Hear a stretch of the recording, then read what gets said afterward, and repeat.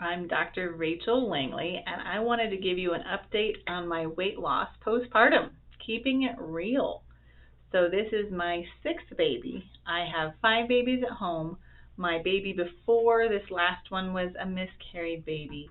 And I admit, although usually I get back down to my pre baby weight after each pregnancy, after the miscarriage, I never did that because I was still pretty bummed and not really ready to lose the weight that I'd gained even during that short pregnancy. But now here I am after my rainbow baby was born at the end of November. And so now he is just about 8 months old in 3 days. And he's doing really good. We're full-time breastfeeding. Well, he started weaning in that he started solids, and man, he loves solids at 6 months. But I'm still pumping while I'm at work. I work 9 to 5, Monday through Friday, and I'm able to pump 3 or 4 times a day. So that might be helpful for my weight loss too. When I got out of the hospital, I weighed 184. Now I'm at 172, so I'm not back to my pre-baby weight yet. But it took a long time to put on. It's taking a little time to come off. Even though it's been 8 months and I like to have it off by 9 months, it's okay. The most important thing is for me to not let myself spiral into the despair of not being where I want with my weight loss journey, and just trusting that eating healthy will get me there eventually.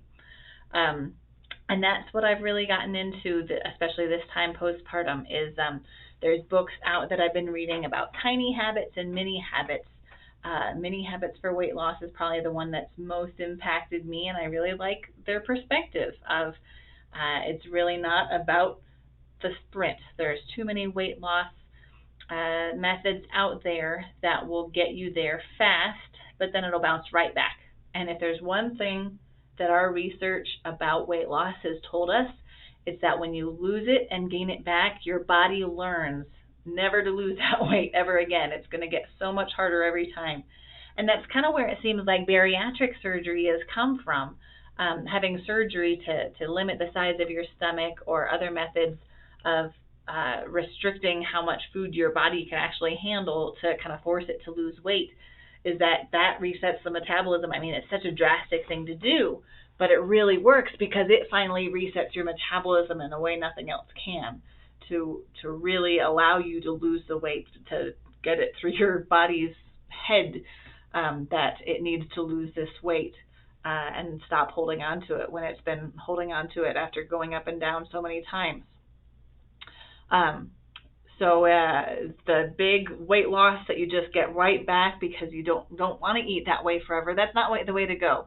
And there's been so many diets like that over the decades. I mean, lately it seems to be mostly keto. Back in the day it was Atkins, just anything that you could eat for a short amount of time and lose the weight and then kind of pretend. I don't know, sometimes you pretend that you're going to eat that way forever. Sometimes you pretend that you just need to get your weight down and then you can keep it there forever. It's just not doable with those kinds of diets. Really, your diet needs to be something that you can do for the rest of your life, because your body reflects how you're eating and your activity levels. So if you want to change that, you need to change. Sometimes even it feels like you're changing who you are. You're not the person who can always be relied on to eat that piece of cake at the party. Now you're the person who really enjoys a salad for a lunch.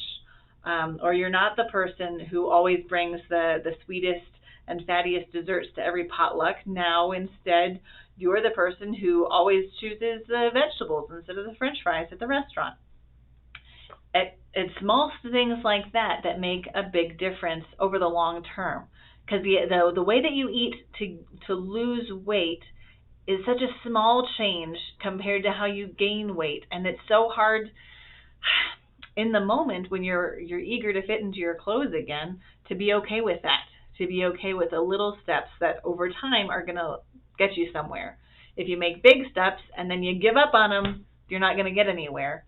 But if you make little steps that you can stick with for months and years at a time, that's really where permanent weight loss is going to come from. And that's what I've been thinking about a lot over these past 8 months of being postpartum, I kept kind of close track. I like to keep track. I mean, by your sixth pregnancy, you're kind of curious about how you were feeling the previous pregnancy. So throughout pregnancy, I keep track of how I'm feeling week by week, just a sentence or two and a little note that I keep. And then postpartum, I do the same thing about what kind of exercise I'm doing and where my weight is and how I'm feeling.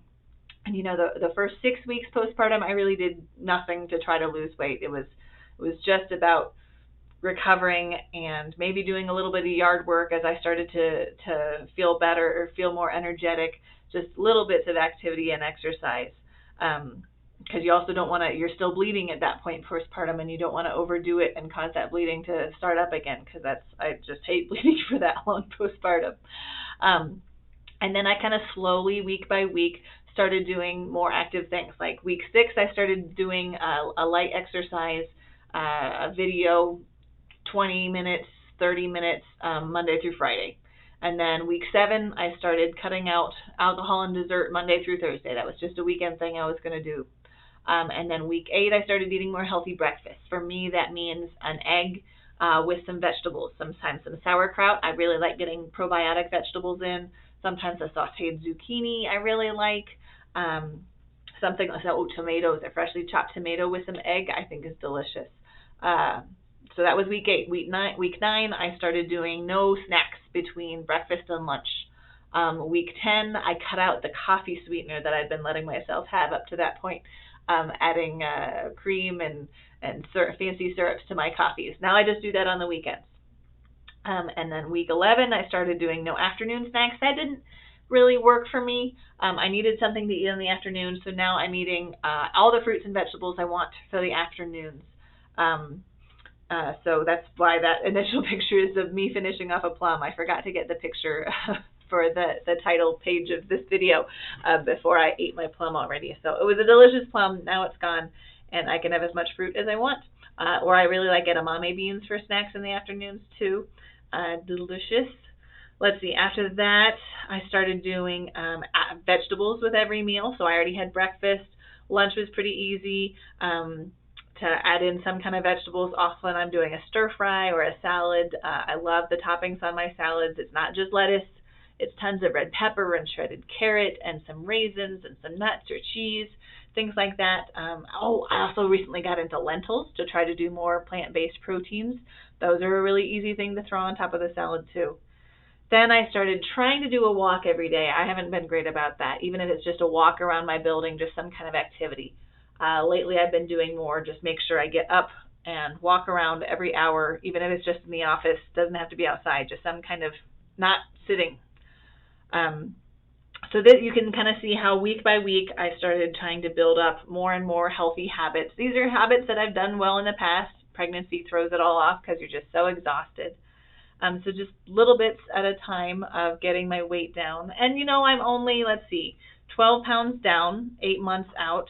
So I still have, at least 5, maybe more, 10 pounds to lose to get down to my pre-pregnancy weight, pre-miscarriage weight, back where I'm most comfortable.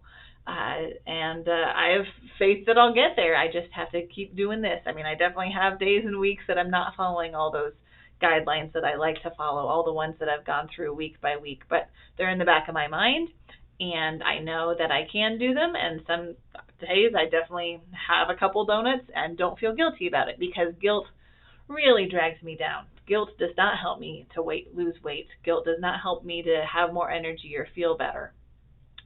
So I definitely push that away as much as possible and enjoy the things that I'm eating at the moment, whether they're good or bad. And then when I have the energy, when I'm not totally stressed out, I can make the better decisions and make big decisions. Instead of just eating one bite of vegetables for every meal, I can eat a lot more vegetables. I can eat a whole salad, and that is my meal, and be satisfied with that and proud of my progress. So encourage yourself. Being successful is a lot easier long term than being a failure, which sounds like an obvious thing to say, but when we're in these crazy diets that are restricting entire food groups, you're never allowed to eat bread ever again, you're never allowed to have carbs ever again, you just get pulled into despair sometimes. So that's not going to do anything for your weight loss either. Despair just leads to more binging and more eating just to feel like you have power over your diet again, and that's just not a good place to be. So I'm a big fan of those books. I'm a big fan of tiny steps to being a more healthy, energetic person, and thinking of it that way, not thinking of the number on the scale as much as how good you feel when you're eating well. I can eat 2 donuts and really feel crummy for the rest of the day, but they're still delicious, so some days I still do that.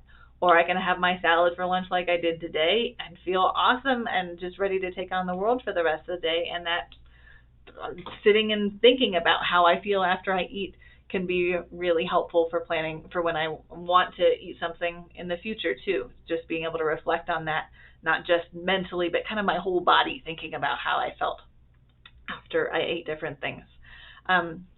So there's my little update about how weight loss is going after baby number 6. If you want, I have a little email series set up to encourage you in these kinds of things. Get an email once a week. If you're interested in that, go to my website, pineridgefamilymedicine.com, and just let me know in that message box that you want to start receiving those emails, and I can send them your way and see if they're helpful. I think it's a series of 6 emails, so 6 weeks of encouragement from me to you, whether you're postpartum or not, just want to lose weight because it would be healthier for you. Either way, maybe they would be helpful. I just want to encourage you in doing that, not because the weight you are right now is bad, but because you could feel more energetic, you could feel healthier, and that would be a good thing to be. Thanks for watching. This video here might also be of interest to you, and be sure to subscribe to my channel so that you can be updated when I add new videos. Thanks for watching.